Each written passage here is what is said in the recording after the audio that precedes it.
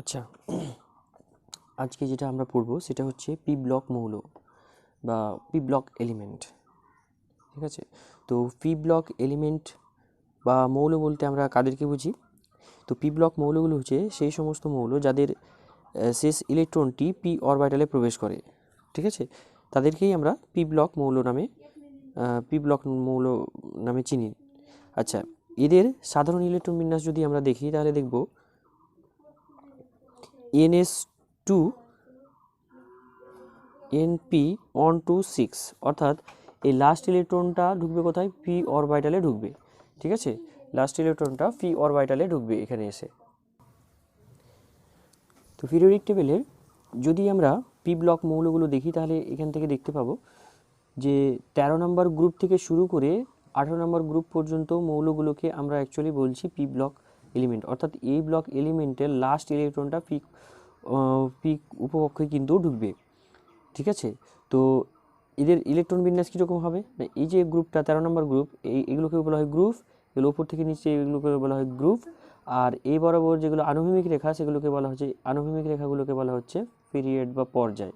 তাহলে এখানে এটা হচ্ছে দ্বিতীয় নম্বর পর্যায়, তৃতীয় পর্যায়, চতুর্থ, পঞ্চম, ষষ্ঠ পর্যায়। এখানে 13 থেকে 18 পর্যন্ত যে শ্রেণীটা রয়েছে এই টোটালটাকে নিয়ে আমরা কিন্তু বলছি পি ব্লক এলিমেন্ট বা পি ব্লক মৌল।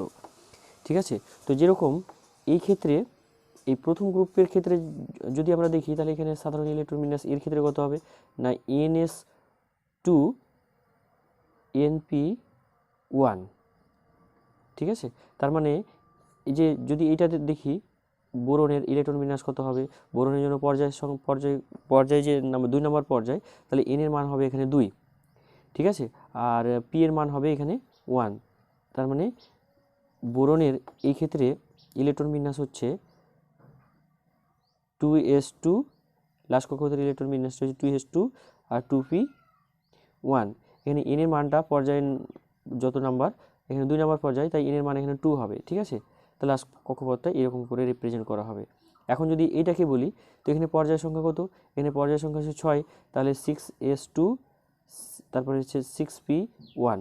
এটা হবে কার ইলেকট্রন বিন্যাস? এটা হচ্ছে টেলুরিয়ামের ইলেকট্রন বিন্যাস। আর এটা বললাম 2 নম্বর পর্যায়ে বোরন আছে, বোরনের ইলেকট্রন বিন্যাস হচ্ছে এটা। আর একই রকমভাবে 14 নম্বর যে পর্যায়টা, শ্রেণীটা, 14 নম্বর শ্রেণীর জন্য ইলেকট্রন বিন্যাস হবে NS2 NP2। এটা দিয়ে প্রত্যেকটাকে করা যাবে। এখন এন এর মান হচ্ছে যত নম্বর পর্যায় সেটা হচ্ছে এন এর মান। তাহলে এইভাবে করা হলো, অর্থাৎ এগুলোকে পুরোটাকে একসঙ্গে যদি আমি লিখি তাহলে যেটা আমি সাধারণ ইলেকট্রন বিন্যাস আগে দেখালাম যে এখানে NS2 থেকে শুরু করে NP1 থেকে 6 পর্যন্ত। 1 যদি হয় তো এটা, 2 হলে এটা, 3, 4, 5, 6 নাম্বার এইটা P6 হবে এর ক্ষেত্রে। ঠিক আছে, তাহলে 1 থেকে 6 এর মধ্যে হবে। তাহলে এটা হচ্ছে সাধারণ ইলেকট্রন বিন্যাস। বোঝা গেল? তাহলে একটা আমাদের আইডিয়া মোটামুটি হলো এখানে। এবার যেটা আমরা দেখব যে পি ব্লক মৌলের বৈশিষ্ট্যগুলো পড়ব।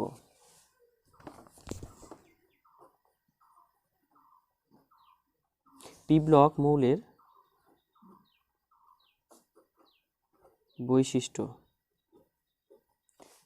ঠিক আছে, পি ব্লক মৌলের বৈশিষ্ট্য যেটা আছে, বৈশিষ্ট্য 1 নাম্বার যদি দেখি যে কোনো একটা পর্যায় বরাবর, যে কোনো একটা পর্যায় বরাবর 2 নাম্বার, 3 নাম্বার, 4 নাম্বার, এদিক থেকে যদি আমরা দেখি যে 2 নাম্বার পর্যায়ে, যে কোনো পর্যায়ে বাম দিক থেকে যদি আমরা ডান দিকে যাই তাহলে কিন্তু পরমাণুর আকারটা হ্রাস পায়, অর্থাৎ এদিক থেকে এগিয়ে গেলে পরমাণুর আকার বা পরমাণুর ব্যাসার্ধগুলো কিন্তু কমে যাবে।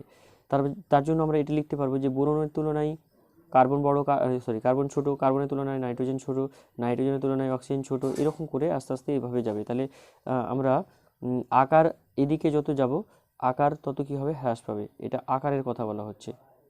আকার বা পরমাণুর ব্যাসার্ধর কথা বলা হচ্ছে। যত আমরা বাম দিক থেকে ডান দিকে যাব তাহলে পরমাণুর আকারটা কী হবে? আকারটা হ্রাস পাবে, আকারটা ডাউন হচ্ছে, হ্রাস পাচ্ছে। এবার তোমাদের মনে হতেই পারে যে বোরন থেকে কার্বন, বোরনে 5টা প্রোটন আছে, কার্বনে হচ্ছে 6টা প্রোটন আছে। তো এদিক থেকে যত এদিকে যাব তত ভারী পরমাণু এদিকে বড় হওয়া উচিত ছিল, কিন্তু ঘটনাটা উল্টো ঘটে। একটা নির্দিষ্ট মৌলের পরমাণুতে যখন একটা নির্দিষ্ট কক্ষপথে ইলেকট্রন ঢোকে, এদের প্রত্যেকটার ক্ষেত্রে যদি আমরা দেখি boron, carbon, nitrogen, oxygen, fluorine, এদের প্রত্যেকেরই কিন্তু লাস্ট কক্ষপথ কিন্তু দ্বিতীয় নম্বর কক্ষপথটা। এখন দ্বিতীয় নম্বর কক্ষপথে যখন ইলেকট্রন ঢুকছে তখন তো ব্যাসার্ধ মানে একই কক্ষপথে ইলেকট্রন ঢুকছে, কিন্তু যতগুলো ইলেকট্রন বাড়ছে সঙ্গে সঙ্গে তার পরমাণু নিউক্লিয়াসেও কিন্তু একটি করে প্রোটন অ্যাড হচ্ছে, অর্থাৎ যোগ হচ্ছে। তাহলে প্রোটন যত বাড়বে, যদি এরকমভাবে বলি যে এই 2 নম্বর কক্ষপথে ইলেকট্রনগুলো কিন্তু ঢুকছে একে একে, তো এখানে যত ইলেকট্রন সংখ্যা বাড়বে 2 নম্বর কক্ষপথে, তত কিন্তু এখানে প্রোটনের সংখ্যাও বাড়বে। আর প্রোটনের সংখ্যা বাড়ে যদি মানে বাড়ে, আর এখানে তো মানে ইলেকট্রনগুলো তো কী হচ্ছে একই কক্ষপথে ঢুকছে, তো ইলেকট্রন আর এখানে যেহেতু প্রোটনের সংখ্যা আস্তে আস্তে বাড়ছে, তাহলে প্রোটন একটা ইলেকট্রনকে বেশি পরিমাণে টান দেবে। কারণ হচ্ছে এখানে পজিটিভ চার্জ আর ইলেকট্রন মানে হচ্ছে নেগেটিভ চার্জ। প্রোটন মানে পজিটিভ চার্জ, ইলেকট্রন মানে নেগেটিভ চার্জ। তাহলে প্রোটন আর ইলেকট্রন পরস্পরকে কুলম্বীয় আকর্ষণ বলে টানে। আর আমরা কুলম্বীয় আকর্ষণ বল এফ প্রপোর্শনাল টু আমরা জানি, F proportional to Q1 into Q2 divided by R square. ঠিক আছে, তার মানে যত তোমার হবে এই Q1 এর মান বাড়বে, অর্থাৎ এখানে যদি প্রোটন সংখ্যা বাড়ে তাহলে Q1 এর মান বাড়লো, আর Q1 এর মান বাড়লে কিন্তু একটা ইলেকট্রনকে এই নিউক্লিয়াস বেশি পরিমাণে আকর্ষণ করবে। সো মানে এই জন্যই যে কার্বন আর বোরন যদি আমরা কম্পেয়ার করি, তো বোরনে 5খানা প্রোটন রয়েছে এবং কার্বনে রয়েছে কত না 6খানা প্রোটন। বোরনে 5খানা আর কার্বনে রয়েছে 6খানা, তো 6খানা প্রোটন নিশ্চয়ই এইখানে ইলেকট্রনগুলোকে বেশি পরিমাণে টানবে, আর টানলে ইলেকট্রনটা কিন্তু ভিতরের দিকে আসবে, অর্থাৎ লাস্ট কক্ষপথের ইলেকট্রনের প্রতি নিউক্লিয়াসের কিন্তু টানটা বেশি পরিমাণে হবে। আর টান যত বেশি পরিমাণে হবে ইলেকট্রনগুলোকে তত নিউক্লিয়াসের কাছাকাছি নিয়ে চলে আসবে, আর কাছাকাছি নিয়ে চলে আসলেই ইলেকট্রনের ব্যাসার্ধ কিন্তু কমে যাবে, অর্থাৎ মানে পরমাণুটা কিন্তু মানে ছোট হয়ে যাবে। তাই যে কোনো পর্যায় ক্ষেত্রে যদি আমরা 2 নম্বর, 3 নম্বর, 4 নম্বর, 5 নম্বর, 6 নম্বর পর্যায়ে যে কোনো পর্যায় বরাবর যদি আমরা মানে বাম দিক থেকে ডান দিকে যাই, তাহলে কিন্তু যেটা হবে সেটা হচ্ছে পরমাণুর আকারটা কিন্তু হ্রাস পেয়ে যায়। ঠিক আছে, পরমাণুর আকারটা হ্রাস পেয়ে যায়। যদিও পরমাণুর আকার হ্রাস পায়, তথাপি এখানে কিন্তু যদি আমরা দেখি পরমাণুর ইলেকট্রোনেগেটিভিটি অর্থাৎ তড়িৎ ঋণাত্মকতা 1 নম্বর, তড়িৎ ঋণাত্মকতা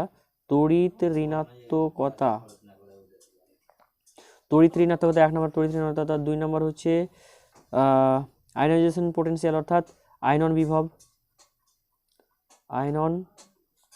বিভব 3, এটা হলো তড়িৎ ঋণাত্মকতা, আয়নন বিভব। আর তারপরে হচ্ছে ইলেকট্রন আসক্তি, 3 নম্বর ইলেকট্রন আসক্তি।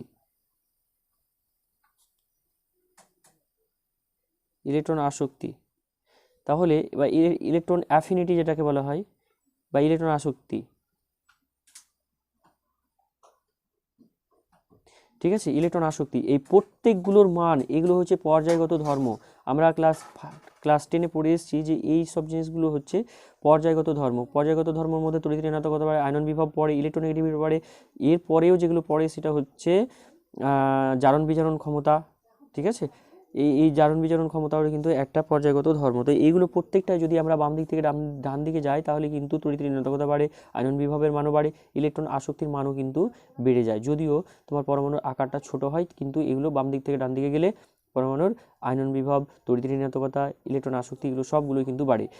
এবার আমরা একে একে মোটামুটি এগুলো সম্পর্কে একটু আইডিয়া মানে আগে জানি, আগে আমরা এগুলো সম্পর্কে পড়েছি, তো তারপরে একটু মনে করিয়ে দিচ্ছি।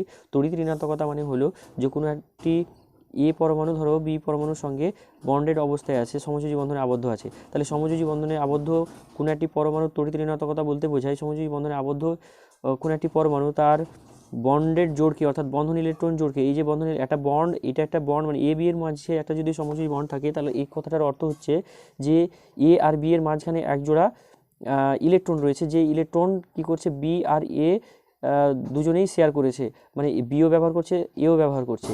কিন্তু কথা হচ্ছে যে ব্যবহার করলেও এই দুটো ইলেকট্রন জোড়কে দুজনে ব্যবহার করলেও যার শক্তি যত বেশি হবে, অর্থাৎ যে পরমাণু নিউক্লিয়াস যত বেশি পরিমাণে টানবে, এই ইলেকট্রন বন্ধন জোড় কিন্তু তত বেশি হবে। অর্থাৎ যদি এর নিউক্লিয়াস যদি এই বন্ধন ইলেকট্রন জোড়কে বেশি পরিমাণে টানে, তাহলে কিন্তু এদিকে চলে আসবে বন্ধন ইলেকট্রন জোড়টা।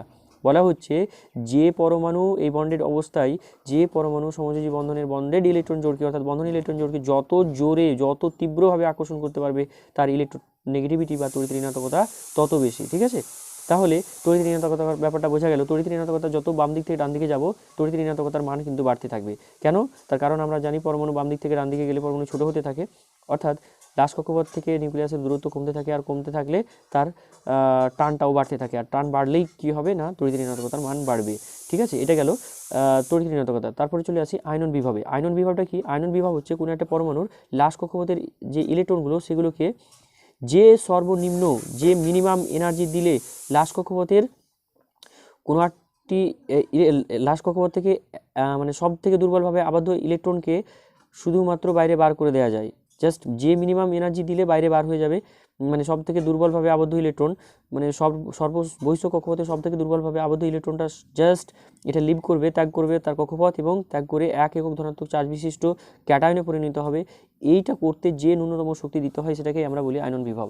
ঠিক আছে, তাহলে আয়নন বিভব ওই কথাটা আমরা পড়লাম। আয়নন বিভব মানে সিম্পলি যদি বলি একটা ইলেকট্রনকে বাইরে বার করে দিতে যে ন্যূনতম শক্তির পরিমাণ দরকার হয়, সেটাই হচ্ছে আয়নন বিভব।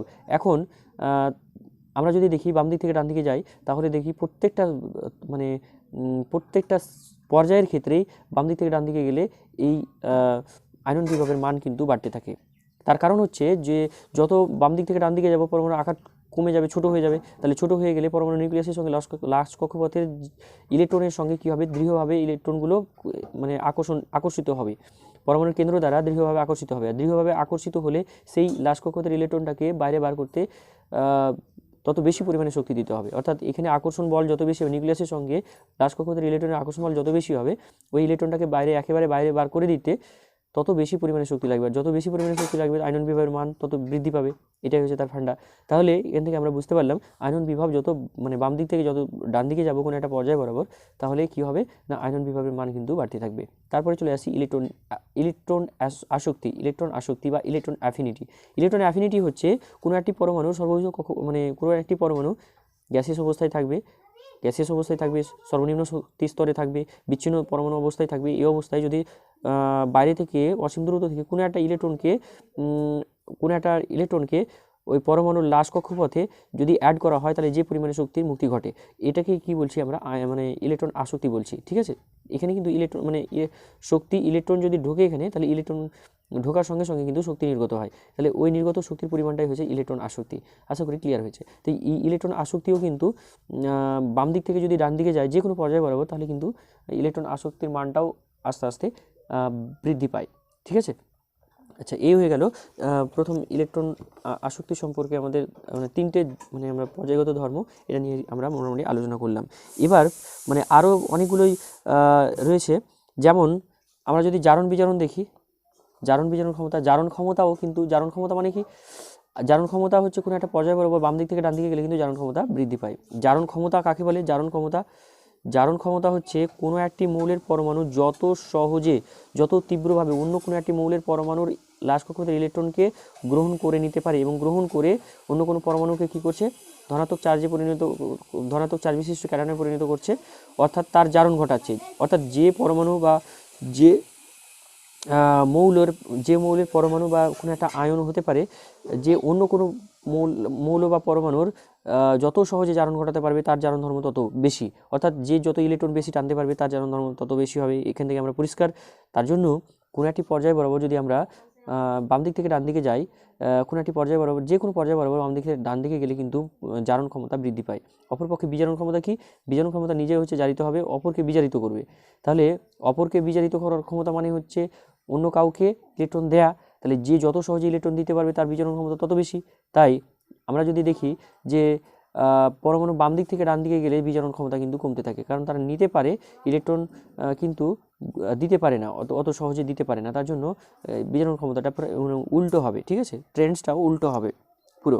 আচ্ছা, এরপরে পি ব্লক মৌলের অন্যান্য বৈশিষ্ট্যের মধ্যে হচ্ছে যেরকম পি ব্লক মৌলগুলোর তাপ ও তড়িতের কুপরিবাহী। ঠিক আছে, তবে ব্যতিক্রম কতগুলো আছে, যেরকম হচ্ছে গ্রাফাইট ও ধাতব মৌলগুলো। কিছু ধাতব মৌল আছে। ধাতব প্রপার্টিটা কি? উপর থেকে যত নিচে আসবো ধাতব প্রপার্টি তত বাড়বে। তাহলে বলে রাখি, ধাতব প্রপার্টি মানে হচ্ছে যে মৌলের পরমাণু যত সহজে তার লাশ কক্ষপথের ইলেকট্রনকে বাইরে বের করে দিয়ে ক্যাটায়নে পরিণত হতে পারে, তার ধাতব ধর্ম তত বেশি। অর্থাৎ ধাতুগুলো খুব সহজেই ইলেকট্রন ত্যাগ করতে পারে, অর্থাৎ যে পরমাণু যত সহজে ইলেকট্রন ত্যাগ করতে পারবে তার ধাতব চরিত্র তত বেশি। আশা করি ক্লিয়ার হয়েছে। এখন ওপর থেকে যত নিচে আসবো ইলেকট্রন নেগেটিভিটি কমে যাবে, তড়িৎ ঋণাত্মকতা কমে যাবে। প্রত্যেকটা শ্রেণীর ক্ষেত্রে ওপর থেকে নিচে আসলে তড়িৎ ঋণাত্মকতা কমে যাবে, অর্থাৎ লাশ কক্ষপথের ইলেকট্রনের সঙ্গে পরমাণু কেন্দ্রের যে টানটা ছিল সেই টানটা কমে যাবে। যদি টার্ন কমে যায় তাহলে লাস্ট কক্ষপথের ইলেকট্রনগুলো খুব সহজে বাইরে বার করে দিতে পারবে। আর যত সহজে কোনো একটা মৌলের পরমাণু লাস্ট কক্ষপথের ইলেকট্রনকে বাইরে বার করে দিতে পারবে, যত টেন্ডেন্সি বেশি হবে বাইরে বার করে দেওয়ার, যত বেশি টেন্ডেন্সি হবে তার ধাতব প্রপার্টি, ধাতব ধর্ম তত বৃদ্ধি পাবে। আশা করি ক্লিয়ার হয়েছে এই জিনিসটা। যদি তোমরা না বুঝো তাহলে ব্যাক করে গিয়ে আবার লেকচারটা শোনো তোমরা, ঠিক আছে? এখন তাহলে ধাতব প্রপার্টি এটা জিনিসটা আমরা পেলাম। আচ্ছা, তারপরে পরে যেটা বলা হচ্ছে যে এদের ক্ষেত্রে উপর থেকে যদি নিচে যাই তাহলে বা এই মানে পি ব্লক মৌলগুলোর একটা বৈশিষ্ট্য হচ্ছে যে পি ব্লক মৌলগুলোর কিছু অংশ রঙিন আর কিছু অংশ বর্ণহীন উভয় প্রকারের যৌগ গঠন করতে পারে। বোঝা গেল? তো এরপরে যেটা পয়েন্ট বলবো সেটা হচ্ছে পি ব্লক মৌলের চতুর্থ, পঞ্চম এবং ষষ্ঠ মৌলগুলোর মানে ফাঁকা ডি অরবিটাল থাকার জন্য এরা কিন্তু জটিল যৌগ গঠন করতে পারে। ফাঁকা ডি অরবিটাল যাদের থাকবে তারা জটিল যৌগ গঠন করতে পারবে বা কমপ্লেক্স কম্পাউন্ড গঠন করতে পারবে, ঠিক আছে? তো চতুর্থ, পঞ্চম এবং ষষ্ঠ পর্যায়ে মানে চতুর্থ, এগুলো পঞ্চম, ষষ্ঠ পর্যায়ে যে মৌলগুলো এদের ক্ষেত্রে কিন্তু ডি অরবিটাল থাকে, ফাঁকা ডি অরবিটাল থাকে অনেক ক্ষেত্রে। তো তার জন্য এরা কী করে জটিল যৌগ গঠন করতে পারে, ঠিক আছে? তাহলে আশা করি পি ব্লকটা মোটামুটি কমপ্লিট হয়েছে। পি ব্লকটা এই পর্যন্তই। এরপরে আমরা ডি ব্লকটা দেখব, ঠিক আছে? এবার আমরা যেটা পড়বো সেটা হচ্ছে D block element. D block element কোনগুলো? যে সমস্ত মৌলের বাইরের এনএস অরবিটাল ভর্তি থাকা সত্ত্বেও শেষ ইলেকট্রনটি কোথায় ঢুকবে? এনএস অরবিটালটা ভর্তি থাকবে, অর্থাৎ NS2 থাকবে। এনএস অরবিটালটা ভর্তি থাকা সত্ত্বেও লাস্ট কক্ষপথের NS অরবিটালটা ভর্তি থাকা সত্ত্বেও n-1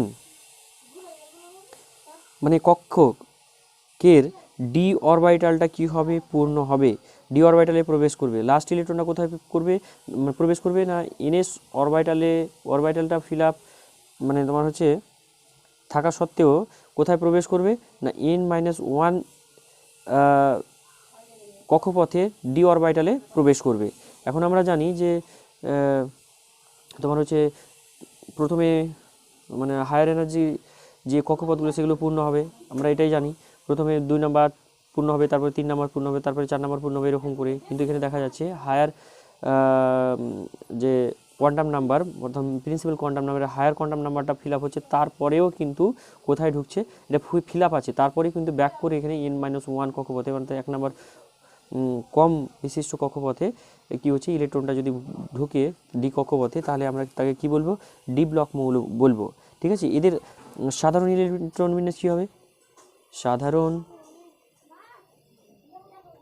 ইলেকট্রন বিন্যাস এদের ক্ষেত্রে যেটা হবে NS2, ঠিক আছে? NS2 মানে কখনো কখনো ওই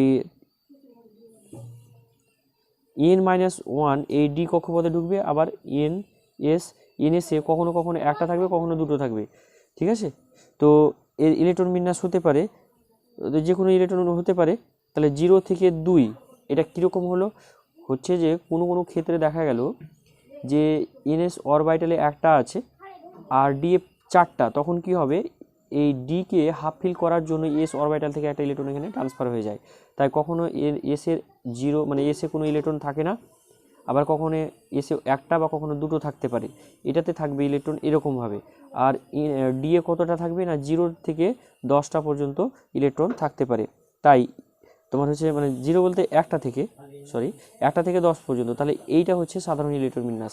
তাহলে এইখান থেকে 3 নাম্বার শ্রেণী থেকে শুরু করে 12 নাম্বার শ্রেণী পর্যন্ত যে কোনো মৌলগুলোর সাধারণ ইলেকট্রন বিন্যাসটাকে কিন্তু আমরা এইভাবে রিপ্রেজেন্ট করতে পারি, ঠিক আছে?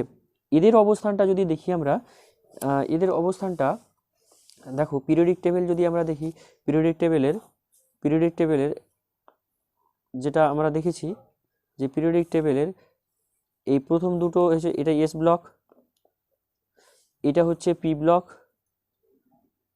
ঠিক আছে? আর মাঝখানে এইটুকু হচ্ছে ডি ব্লক। আর নিচে যে দুটো সারি থাকে এই দুটোকে বলা হচ্ছে এফ ব্লক এলিমেন্ট, ঠিক আছে, তাহলে আমরা বুঝতে পারলাম যে ডি ব্লক মৌলটা অ্যাকচুয়ালি পি ব্লক এবং এস ব্লক এর মাঝখানে অবস্থান করে, আর এই কারণে কিন্তু একে বলা হয় সন্ধিগত মৌল বা ট্রানজিশন এলিমেন্ট। এদের ধর্মগুলোও কিন্তু এস ব্লক এবং পি ব্লক মৌলসমূহের ধর্মের প্রায় মিডিলে অবস্থান করে। ঠিক আছে, আচ্ছা এখানে 3টে সারি রয়েছে। দেখো প্রথমে এই যে এই 4 নাম্বার 5 6 নাম্বার এদেরকে আমরা যথাক্রমে প্রথম সন্ধিগত সারি বা 3D সারি বলতে পারবো এটাকে।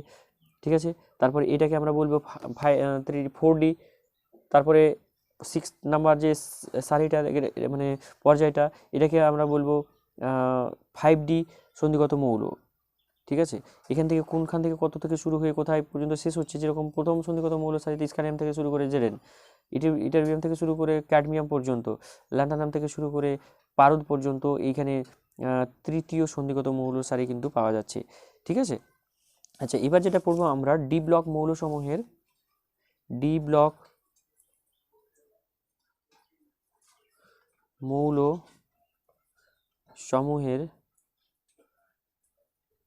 বৈশিষ্ট্য পড়ব, বৈশিষ্ট্য। ঠিক আছে, characteristic of D block element.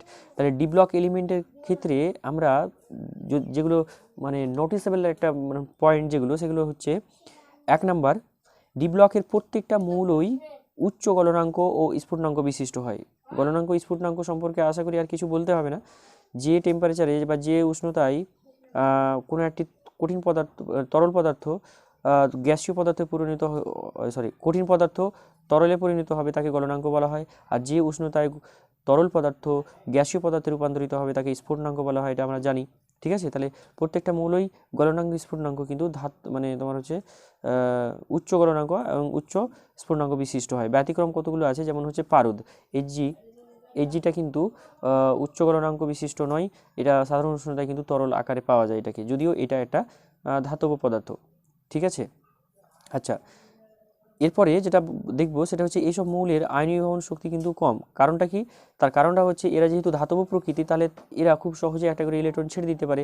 তাহলে খুব অল্প পরিমাণে তাপ দিলেই কী হবে বা শক্তি দিলেই কী হবে, ইলেকট্রনটা তার লাশ কক্ষপথ থেকে বাইরে বেরিয়ে যাবে। ফলে খুব মিনিমাম একটা এনার্জি দিলেই হয়ে যায়। এর জন্য এদের আয়নন বিভব বা তোমার আয়নীয় শক্তির পরিমাণটা কিন্তু অনেকটাই কম।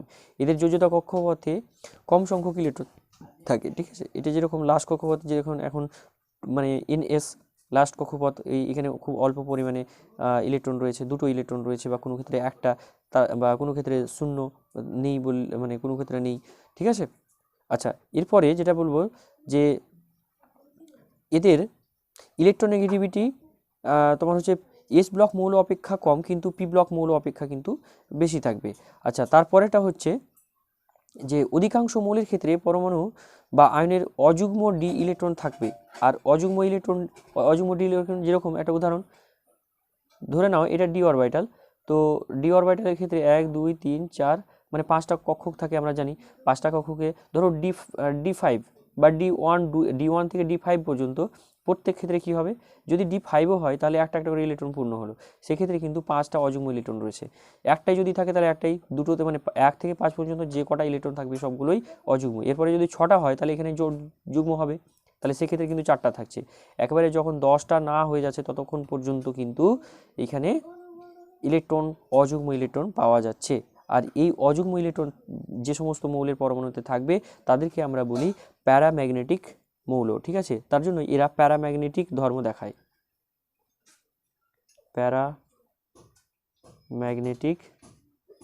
ধর্ম প্রদর্শন করে। আশা করি বোঝা গেছে প্যারাম্যাগনেটিক ধর্ম মানে চুম্বক দ্বারা আকর্ষিত হবে বা বিকর্ষিত হবে, এই ধরনের ধর্ম। তো কোথা থেকে এর মানে কেমিস্ট্রিটা কোথায়, এর অরিজিনটা কোথায়? তো অরিজিনটা হচ্ছে যখন কোনো একটা অরবিটালে বা কক্ষকে ইলেকট্রনগুলো সিঙ্গেল অবস্থান করে, অর্থাৎ আনপেয়ার অবস্থায় থাকে, তখন এরা প্যারাম্যাগনেটিক ধর্ম প্রদর্শন করে। আশা করি জিনিসটা মানে ক্লিয়ার হয়েছে। এরপরে যেটা আসবে সেটা হচ্ছে বেশিরভাগ মৌল মানে এই ধর্মের কিছু কিছু ব্যতিক্রম আছে। ব্যতিক্রমটা যদি আমরা দেখি তাহলে স্ক্যান্ডেনিয়াম 3+ যদি থাকে, 3+ হলে এস অরবিটাল ইলেকট্রনটাও বেরিয়ে গেছে এবং ডি অরবিটাল ইলেকট্রনও বেরিয়ে গেছে। এর স্ক্যান্ডেনিয়াম ইলেকট্রন বিন্যাস যদি দেখি, স্ক্যান্ডেনিয়াম যদি 0 অবস্থায় থাকে মানে পরমাণু অবস্থায় থাকলে এর ইলেকট্রন বিন্যাস হচ্ছে 3D1, আর 4s2, তাহলে এই 3+ যখন হবে তখন এই 4s থেকে দুটো ইলেকট্রন বেরিয়ে যাবে, ডি থেকেও একটা ইলেকট্রন বেরিয়ে গেল, তাহলে এরও ফাঁকা হয়ে গেল, আগের কক্ষপথে ইলেকট্রনগুলো থাকবে। তাহলে যেহেতু ফাঁকা হয়ে যাচ্ছে তাই কিন্তু এখানে অযুগ্ম ইলেকট্রন থাকার কোনো গল্পই আসছে না ডি অরবিটালে। এস অরবিটালে কোথায় অযুগ্ম ইলেকট্রন থাকার গল্পই আসে না, আর যেহেতু আসে না তাই এটা অযুগ্ম তোমার হচ্ছে প্যারামেগনেটিক ধর্ম প্রদর্শন করাতে পারে না। একই রকমভাবে টাইটানিয়াম 4+, টাইটানিয়াম 4+-এর ক্ষেত্রেও যেহেতু 3 নম্বর কক্ষপথে কোনো ইলেকট্রন থাকে না, 4 নম্বর কক্ষপথে এস অরবিটালে কোনো ইলেকট্রন থাকে না, তার জন্য এর ইলেকট্রন বিন্যাস আর আর্গনের ইলেকট্রন বিন্যাস একই হয়ে যায়। ফলে তোমার হচ্ছে এখানে কোনো যেহেতু ইলেকট্রন অযুগ্ম ইলেকট্রন থাকে না তাই এটা তোমার হচ্ছে প্যারামেগনেটিক ধর্ম শো করাবে না। আশা করি ক্লিয়ার হয়েছে, ঠিক আছে। এবার যেহেতু এদের ক্ষেত্রে বেশিরভাগ ক্ষেত্রে ডি অরবিটালে ফাঁকা ডি অরবিটাল থাকছে, মানে অযুগ্ম ইলেকট্রন থাকছে, তার কারণেই এরা কিন্তু জটিল যৌগ গঠন করতে সক্ষম, এবং এরা জটিল যৌগ তো গঠন করেই, এরা বিভিন্ন ধরনের মানে তোমার রঙিন জটিল যৌগ গঠন করে, আর এরা সাধারণত সংকর ধাতু গঠন করতে পারে, এটা একটা, ঠিক আছে। তাহলে ডি ব্লক মৌলের বৈশিষ্ট্য মোটামুটি পর্যন্ত থাকলো। তোমরা যেটা করবে পড়ার সময় তোমরা ডি ব্লক মৌলের এরকমভাবে পড়তে পারে প্রশ্ন যে 1 নম্বর বা 2 নম্বর দিল ডি ব্লক মৌলের বৈশিষ্ট্যগুলো উল্লেখ করো, এরকম করে দিল, বা প্যারামেগনেটিক ধর্ম বলতে কী বোঝো, এমন একটি ডি ব্লক মৌলের উদাহরণ দাও, বা আয়ন বা ক্যাটায়নের উদাহরণ দাও যেখানে তোমার হচ্ছে প্যারামেগনেটিক ধর্মগুলো দেখা যায় না, তাহলে আমরা এটা আর এটা উত্তর মানে অ্যান্সার করতে পারি। এছাড়াও আছে কপার প্লাস, তারপরে তোমার হচ্ছে Zn2+, এদের ক্ষেত্রেও কিন্তু একই রকমভাবে প্যারামেগনেটিক ধর্ম প্রদর্শন করে না, এই ধরনের কোশ্চেন এখান থেকে সেট আপ হতে পারে, ঠিক আছে। তাহলে আজকে এই পর্যন্তই, নেক্সট লেকচারে আমরা এই ব্লক মৌল সম্পর্কে আলোচনা করব।